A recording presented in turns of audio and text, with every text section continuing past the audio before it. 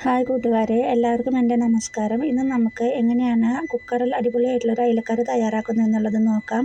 അതിന് വേണ്ടിയിട്ട് ഞാനിവിടെ 3 അയിലയാണ് എടുത്തിരിക്കുന്നത്. ഇനി നമുക്ക് അതിലോട്ട് വേണ്ട ഇൻഗ്രീഡിയൻസ് ആയിട്ടുള്ള ഉള്ളി, വെളുത്തുള്ളി, അതുപോലെ തന്നെ ഇഞ്ചി, പച്ചമുളക് ഒക്കെ നമുക്ക് കറിവേപ്പില എല്ലാം വേണം. ഞാനത് ചെറിയൊരു പീസ് ഇഞ്ചിയും 3-4 വെളുത്തുള്ളിയും 4-5 കറിവേപ്പിലയും ഒക്കെയാണ് എടുത്തിരിക്കുന്നത്. അത് മിക്സിയിൽ അരച്ച് കൊടുത്തിട്ടുണ്ട്. അതിന് ശേഷം ഞാൻ അവിടെ ഒരു കുക്കർ വെച്ചിട്ടുണ്ട്. അതിനുള്ളിലോട്ട് ആവശ്യത്തിനുള്ള ഓയിൽ ഒഴിച്ച് കൊടുക്കുക. ഓയിൽ നന്നായി ചൂടായി വന്നതിന് ശേഷം നമുക്ക് അതിലോട്ട് നമ്മൾ മിക്സിയിൽ അരച്ച് വെച്ചിരിക്കുന്ന ഇഞ്ചി പച്ചമുളക് പേസ്റ്റും അതുപോലെ തന്നെ അല്പം ഉലുവയും ചേർത്ത് കൊടുത്തിട്ട് മൂപ്പിച്ചെടുക്കണം. അതെല്ലാം നന്നായിട്ട് മൂത്ത് വരട്ടെ. നന്നായി മിക്സ് ചെയ്ത് ഒരു ബ്രൗൺ നിറമാകുന്നത് വരെ നമുക്ക് ഏകദേശം അത് ഇളക്കി കൊടുക്കാം. ഇപ്പോൾ അത് നമുക്ക് ഒരുവിധം റെഡിയായി വന്നിട്ടുണ്ട്. ഇനി നമുക്ക് അതിലോട്ട് ആവശ്യമായിട്ടുള്ള പൊടികൾ 1/4 ടീസ്പൂൺ മഞ്ഞൾപ്പൊടിയും അതുപോലെ തന്നെ 2 ടീസ്പൂണ് മല്ലിപ്പൊടി, 2 ടീസ്പൂണ് മുളക് പൊടി, 1/2 ടീസ്പൂണ് കുരുമുളക് പൊടിയും ചേർത്ത് കൊടുക്കാം.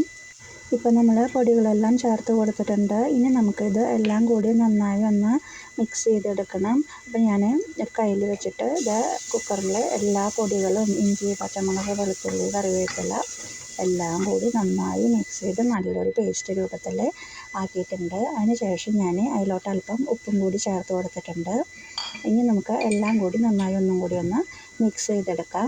അതിന് ശേഷം നമുക്ക് ആ ഗ്രേവി ഒന്ന് കുറുകി വരുന്നതിന് വേണ്ടിയിട്ട് നമുക്ക് ഒരു കുറച്ച് പുളി ഞാൻ എടുത്തിട്ടുണ്ടായിരുന്നു.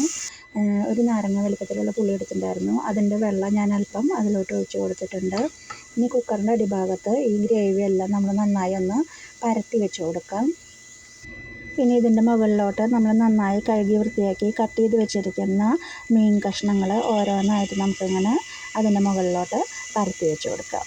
ഇനി അതെല്ലാം കൂടിയിട്ട് ചെറിയ രീതിയിലൊന്ന് മിക്സ് ചെയ്യുക. പക്ഷേ മീനൊന്നും പൊടിഞ്ഞു പോകാതെ പ്രത്യേകം സൂക്ഷിക്കണം കേട്ടോ. അപ്പോൾ അത് നമ്മൾ ചെയ്ത് കൊടുക്കുക.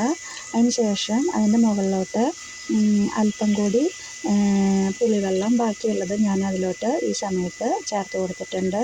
ഇനി എല്ലാം കൂടി നന്നായി ഒന്ന് മിക്സ് ചെയ്തിട്ട് നമ്മൾ കുക്കറിൽ ഒരു വിസിലടുപ്പിക്കുക. അത്രയേ ഉള്ളൂ. വളരെ സിമ്പിളാണ് കേട്ടോ. കണ്ടില്ലേ, ഇപ്പോൾ ഞാനത് എല്ലാം കൂടി ഒന്ന് മിക്സ് ചെയ്ത് കൊടുക്കുകയാണ്. ആ ഗ്രേവി എല്ലാം കൂടിയിട്ട് മീനിൽ പരട്ടി വരുന്നതിന് വേണ്ടിയിട്ടാണ് ഞാനങ്ങനെ ചെയ്യുന്നത്. ഇനി ഞാൻ കുക്കറ് അടച്ചു കൊടുത്തിട്ടുണ്ട്. ഇനി ഒരു വിസിലടിച്ചിട്ട് നമ്മൾ ആവി പോയതിന് ശേഷം തുറന്ന് നോക്കുക. അപ്പോൾ നമ്മുടെ അടിപൊളിയായിട്ടുള്ള കുക്കറിൽ വെച്ച അയിലക്കറി ഇവിടെ റെഡി ആയിട്ടുണ്ട്.